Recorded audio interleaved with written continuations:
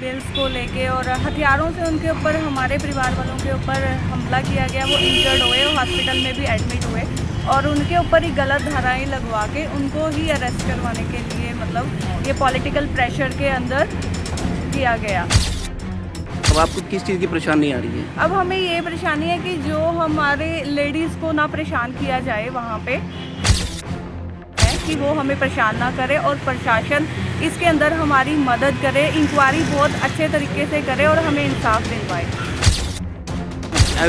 FIR में तो ये लिखा हुआ कि बाड़े में गए थे। उस टाइम मैं उसਨੂੰ ਪੁੱਛਿਆ ਜਿਹੜਾ ਮੌਜੂਦਾ ਸਰਪੰਚ ਹੈ ਜੀ, तो मैं क्या भाई क्या बात होगी, तो उन्होंने कहा भी इसका करके भी कोई रास्ते में बोल बुलाई हुई, इन्होंने गाला गुला कटियाँ का, उसका काके का नाम लिया और गरमेल गए। आप मौके पे मौजूद थे? पिंड हैबतपुर वासी हैं मैं।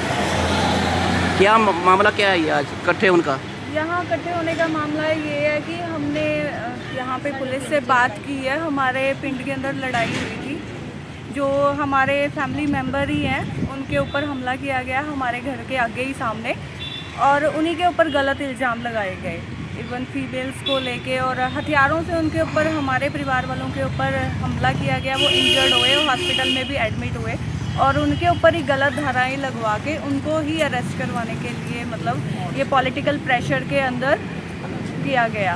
तो हम यहाँ पे गुहार लेके आए हैं ताकि हमें इंसाफ मिले। पुलिस ने ये सुनी है हमारी बात यहाँ पे आके कि वो हमें इंसाफ दिलवाएंगे और हमारी मदद करेंगे। अब आपको किस चीज़ की परेशानी आ रही है? अब हमें ये परेशानी है कि जो हमारे लेडीज़ को ना परेशान किया जाए वहाँ पे, क्योंकि आके लोग, वहाँ के लोकल लोग भी और बाकी लोग भी परेशान कर रहे हैं, बार बार दरवाज़ा खड़काते हैं, देखते हैं कि हाँ यहाँ पे फैमिली मेम्बर है या नहीं है। तो हम ये चाहते हैं कि वो हमें परेशान ना करे और प्रशासन इसके अंदर हमारी मदद करे, इंक्वायरी बहुत अच्छे तरीके से करे और हमें इंसाफ दिलवाए। जो हमारे फैमिली मेम्बर्स हैं उनको हराश ना किया जाए और हमें भी हराश ना किया जाए। आज आप एसपी बराड़ विक्रमजीत सिंह बराड़ से मिले, उन्होंने क्या बोला आपको? उन्होंने हमारी बात बड़े अच्छे से सुनी कि हमें क्या परेशानी आ रही है, और उन्होंने पूरा आश्वासन दिया है कि प्रशासन हमारी मदद करेगा और अच्छे से इंक्वायरी करेगा। जो गलत होगा उसको उसकी सज़ा मिलेगी और जो सही है उसको उसका। क्या नाम है आपका? रविंदर सिंह सोकी के नाम से जान गए। कहाँ के रहने वाले हो? हैबतपुर। आज क्या, किस लिए आप इकट्ठा हुए? लड़ाई हुई है पिंड में, झगड़ा ही तो पता नहीं क्या होया ना का जी। उस टाइम 9:45 बजे की बात आई है, 10 पौने 10 बजे की। जिस टाइम वहाँ ਜਿਹੜਾ ਇਹਨਾਂ ਨੇ ਇੱਕ गोदाम बना रखा जी मनजीत सिंह ने, उसके अगे खड़े हो रहे थे जो मौजूदा सरपंच है वो था, और उसके 2 चाचे के मुंडे थे जी, 2-3 बंदे होर थे जी। मैं कुल मिलाकर 10-12 बंदे होने बीच में, जिन्होंने जानता भी नहीं है जी। लड़ाई कहाँ हुई थी? ये लड़ाई हुई वहीं उन्होंने के घर के पास ही हुई है जी, मनजीत सिंह के। अच्छा। श्याम लाल के घर के थोड़ा इन्हों की वहीं दुकाना है, ये गोदाम बना रखे है, एक सेट बना रखे है जी, वहीं हुई है उन्होंने के एरिया के बीच में ही, श्याम लाल और मनजीत के घर के बीच में ही, सेंटर के बीच में। एफआईआर में तो ये लिखा हुआ कि बाड़े में गए थे कौन से इकट्ठे उसके मौजूदा सरपंच कोई के? बाड़ा नहीं है, कुछ नहीं है जी। वहाँ रोड है जी, और टी पॉइंट है वहाँ, एक जो अंदर में जा रहा है रोड, और स्कूल के पास जा रहेगा, वहाँ कोई बाड़ा नहीं है, कुछ नहीं है जी।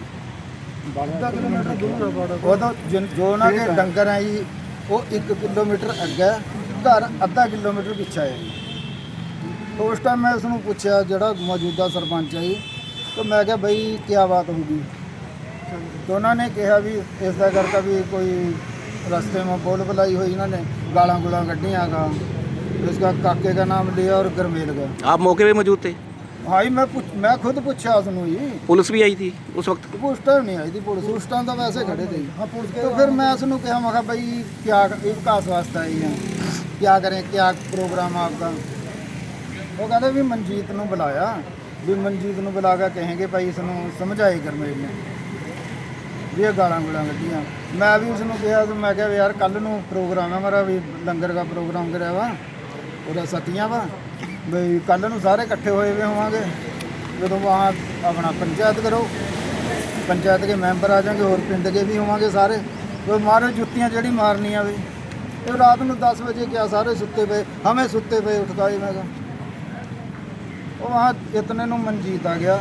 तो जब ਨੂੰ ਮਨਜੀਤ ਗੱਲ ਵੀ ਇਹਨਾਂ ਨੇ ਉਹ ਕਰੀ ਹੈ, ਕਹਿੰਦਾ ਵੀ ਅੱਜ ਫੇਰ ਕਰ ਮਿਲਨੇ ਗਾਲਾਂ ਕੱਢੀਆਂ ਵੀ ਇਸका कोई हल करो यार। ठीक है। वो ਜਿਹੜਾ ਮੌਜੂਦਾ सरपंच है तो उसने मतलब उसने तो बड़े आराम से बात करी थी, कोई वो नहीं है भी हाँ उसके मन में कोई अपन पता नहीं क्या उसके मन में है था, लेकिन उसने बात बहुत तरीके गल करी थी, कहना भी मैं मनजीत गल बात कर आज मुबारकपुर चौंकी आए तो मनजीत ਨੂੰ ਕਿਹਾ, ਫਿਰ ਮਨਜੀਤ ਨੂੰ ਕਿਹਾ ਉਹਨਾਂ ਨੇ, ਮਨਜੀਤ ਨੇ ਕਿਹਾ ਵੀ ਕਹਿੰਦਾ ਕੋਈ ਬਾਤ नहीं सवेरे बुला कर यार तेरे सामने जुत्तियाँ मारेंगे। तो बीच में 2-3 बंदे ऐसे थे जिनके पास वहाँ खड़ा नहीं जा रहा था जी, वो अपने आप ही मतलब खड़ा नहीं होया जा रहा था। 2 बारी मेरे सामने गिरे हैं वो बजरी के पर, वहाँ बजरी पड़ी है जी। आप मौका देख ले जाएगा, इतनी दारू पी भी थी उन्होंने। और एक जड़ा किन्हों ने पी थी, सरपंच की गैर बनते थे जी, क्या नाम उनका? नाम नहीं मेरे इतना वो है। तो उसके बाप का नाम था जाना ही मैं, मोहन का मुंडा एक, वो उसके पास खड़ा नहीं होया जा रहा था।